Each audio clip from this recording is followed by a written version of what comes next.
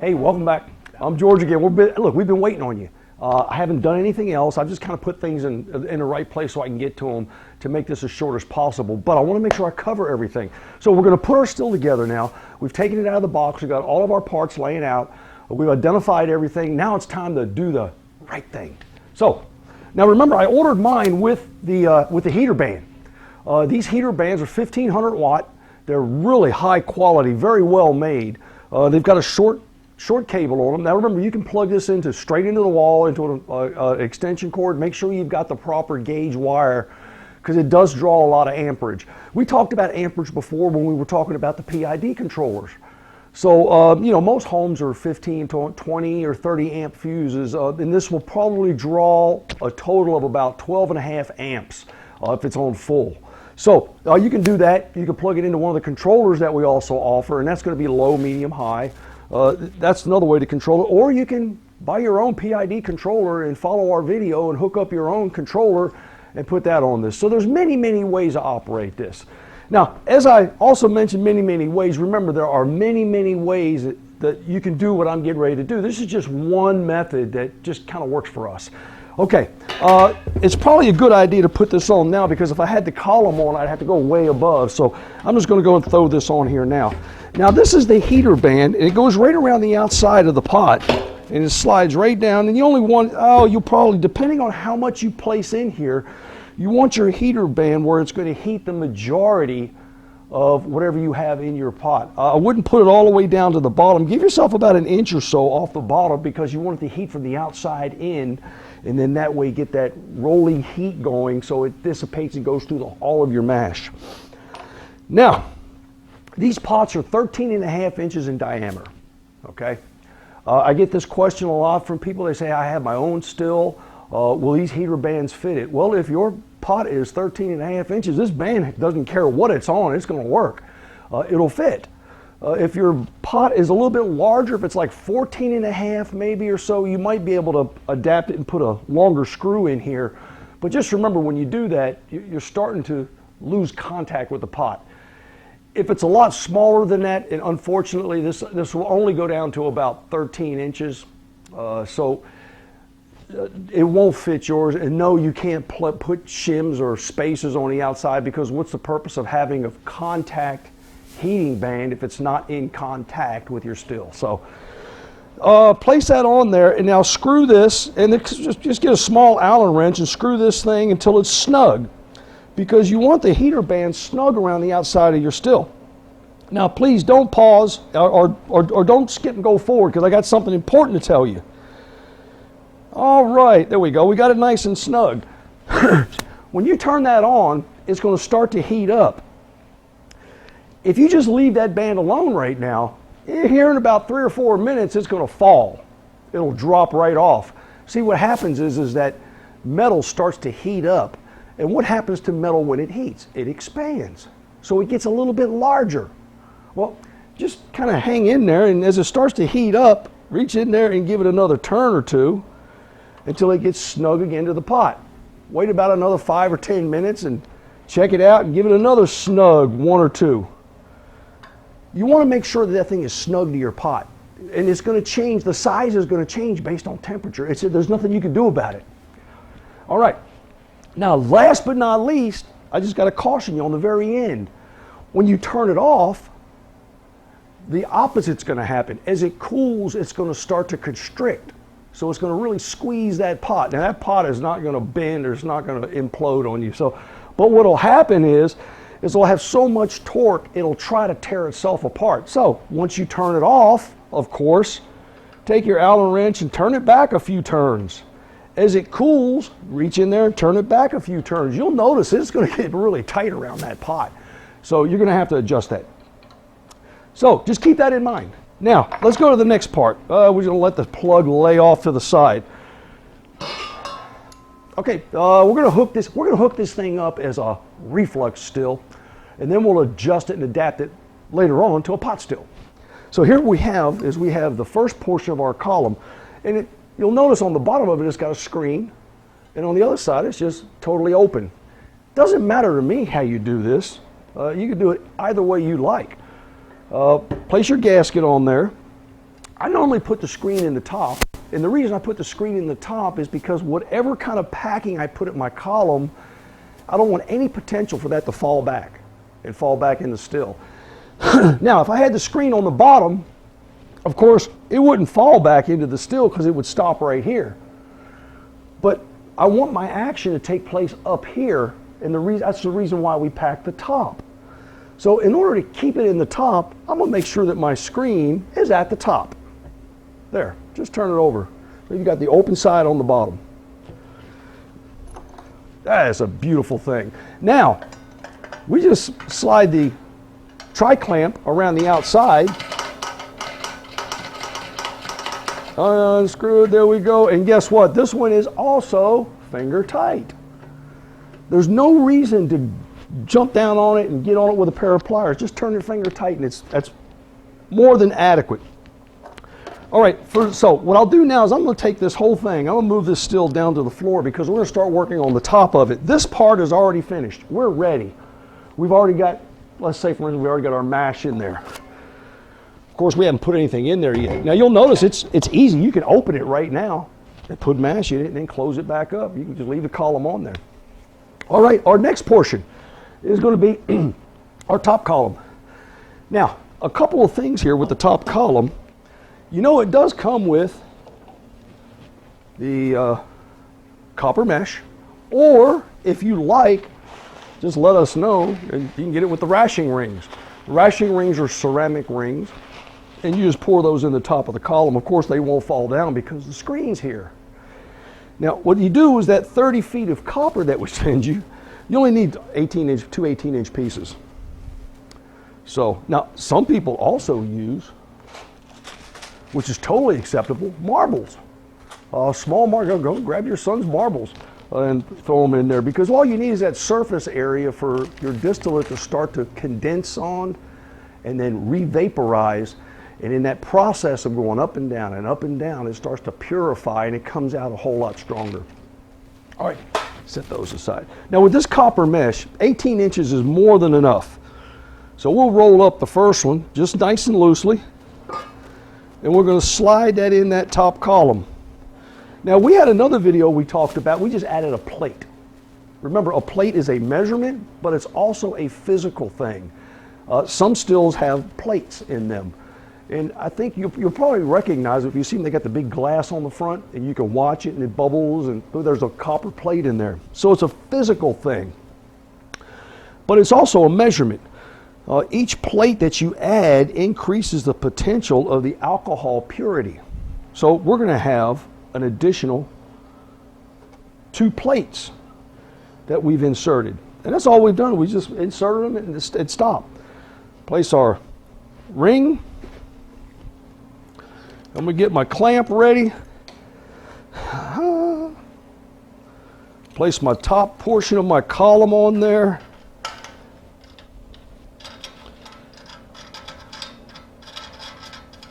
And now, for the most part, this still is ready. And then we're going to just finger tight. So have you followed me so far? This is the easiest part. Now the part that seems confusing or troubling to some folks is how to hook up this water control system. But trust me, it's really not that hard when you stop and think about it. We want our water to go in the bottom and come out the top. And the same thing for our reflux tubes. The reflux tubes are pass-through tubes, so they do a really great job. They're very, very efficient. Brewhouse design is very efficient. So it's a pass-through, so you go in the bottom and you're going to come out the top. So let's take our water control system, and you're going to have 2 pieces of this. There are some instructions. You can follow the instructions, but it's just as easy for me to kind of show you what I got going on here. The first one I'm going to do, and you'll need a pair of pliers for this, squeeze that clamp and just move it back on the hose. Now this one goes into the very bottom because that's going to be our water in, our cold water in. And then we'll squeeze that clamp right over top of that tube and let it go. All right, that's sealed. Now, remember we said we're going to go in the bottom and we're going to come out the top.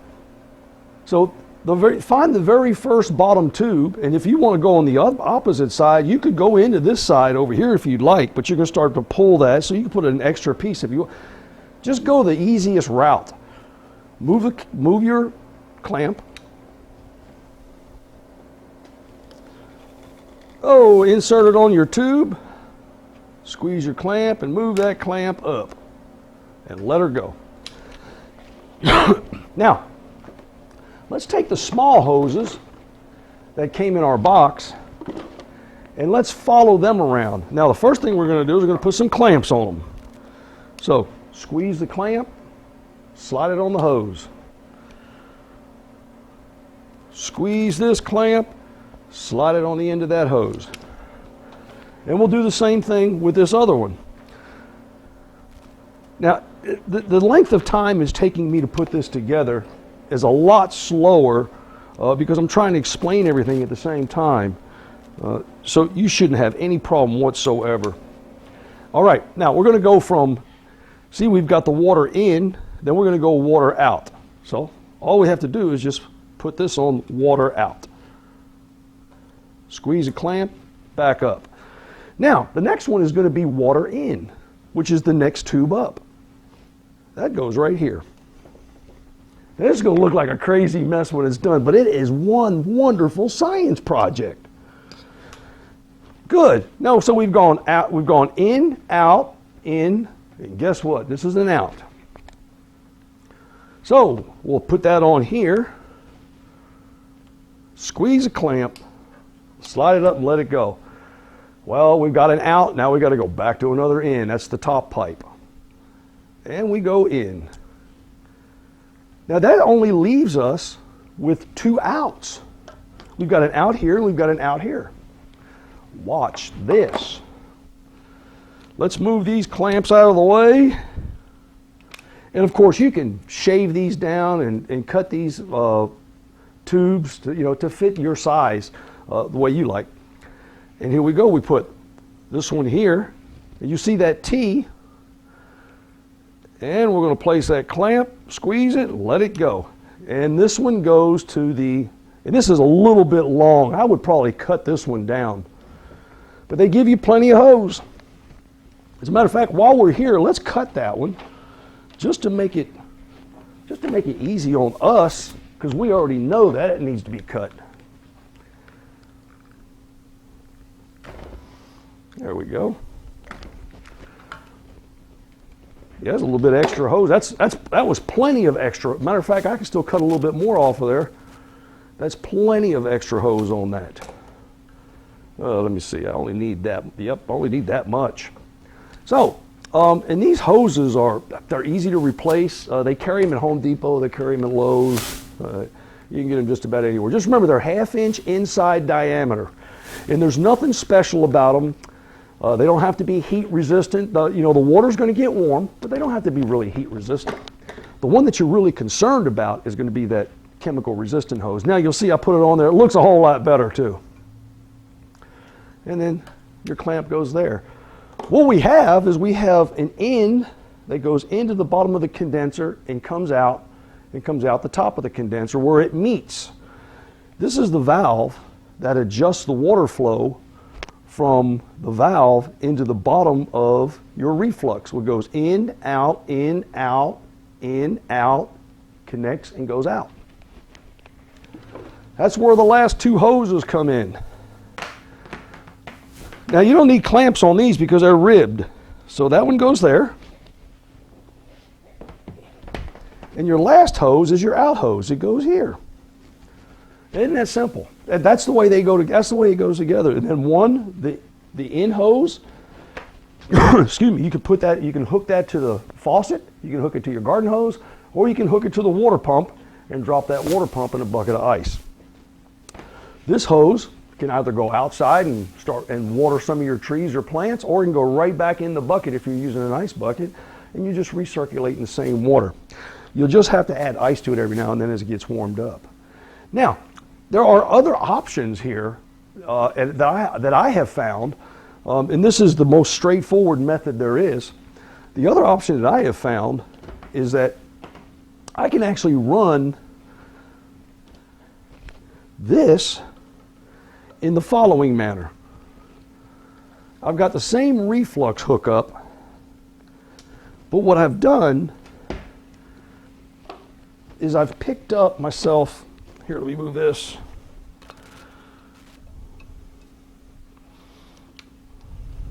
Ooh. There. I'll take this part out and I'll connect it directly to this valve. I get another hose here.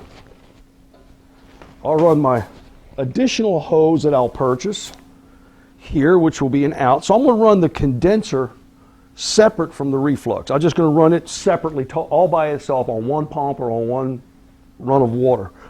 And then I'm going to run this one separately by itself with another pump. I just put another, heck, get an extra pump. You can get one at Walmart or Home Depot or Lowe's, and you put that pump in. And to do that, you'll take this one and this will go to your pump, and then this will be your on and off and your metering, because you only want to meter water through here. It doesn't want to go that fast. And then have another hose that comes out here. This one runs right back into the bucket. So you have that option. So those are the two ways to do that. And of course, there are many others.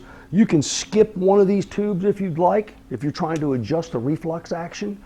You can't add any tubes, but you can reduce the number of tubes that are used. All right, let me remove this, and now I'm going to show you how this thing operates as a straightforward pot still.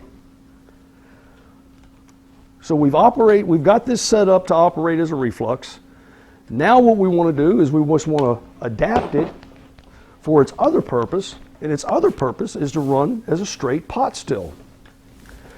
Now the major difference, I'm just covering this to fill space, the major difference between a pot and a reflux still is a pot still retains a lot more of the flavor. It's a lower proof, 130 to 140, as opposed to the reflux, which is about 170, 180, and sometimes 190, depending on your process. But it strips a lot of the flavor. We'll move this out of the way. And then what I'm going to do is I'm just going to take this apart real quick. You see how easy this comes apart. Once you're finished and you take it apart, all you got to do is rinse it out and clean it real good. Use warm soapy water. If you've got any residue in there, wipe out the residue. Don't use a Brillo pad. Just wipe out the residue. All right, I've taken off the bottom column. Now, that means I've got a bottom column. There's my gasket. And I put that over here. That's sort of like in reserve. I'm going to remove this copper packing. Some people will leave the copper in because they think, or they're convinced that there should be copper somewhere in their system, and that's what that copper does. But if I'm not opposed to it, it works. I can't tell the difference. But you can leave the copper in if you'd like, or you can remove the copper. It's totally up to you. Now, we're going to place this top column down here. Voila. We've got a pot still. Now, the question is, could I have left the other column part on there and put this on the top, just remove the hose? Yeah, absolutely. But when it comes to columns, there is a little bit of science that goes into columns. As a pot still, it's about 28 inches is the max. When it comes to a reflux still, it's anywhere between 23 to 45 inches of column, and that's with a 2 to 3 inch pipe or column itself. If you're gonna go much larger, you can go much higher, but there is a balance of efficiencies based on height. Now, if you're going to run a pot still, there's really no reason to put that center column in, because what you're running at that point, there's a little bit more danger in that column cooling before it gets to the top, so you're never really getting a full vapor stream at the top or at the head of your still. Whereas if you remove that piece of, this is a little bit lower, you're almost guaranteed that you're going to get that full vapor flow. Now, last but not least, the only thing we have to hook up to this now is our cold water in and our cold water out. Of course, our thermometer and our bung goes in the top. We'll turn on the heat and we'll sit back and watch that, and we'll track that temperature. You know, there's really not much else I can tell you about this, but this is the product. This is the 8-gallon pot reflux combination. The dual purpose does exactly what it's advertised to do, and I'm sure that it will satisfy you for years to come. It's very sturdy. What else can I offer you? Look, give us a call if you have any questions, if you have any challenges, or you have any ideas. We're open. Happy brewing.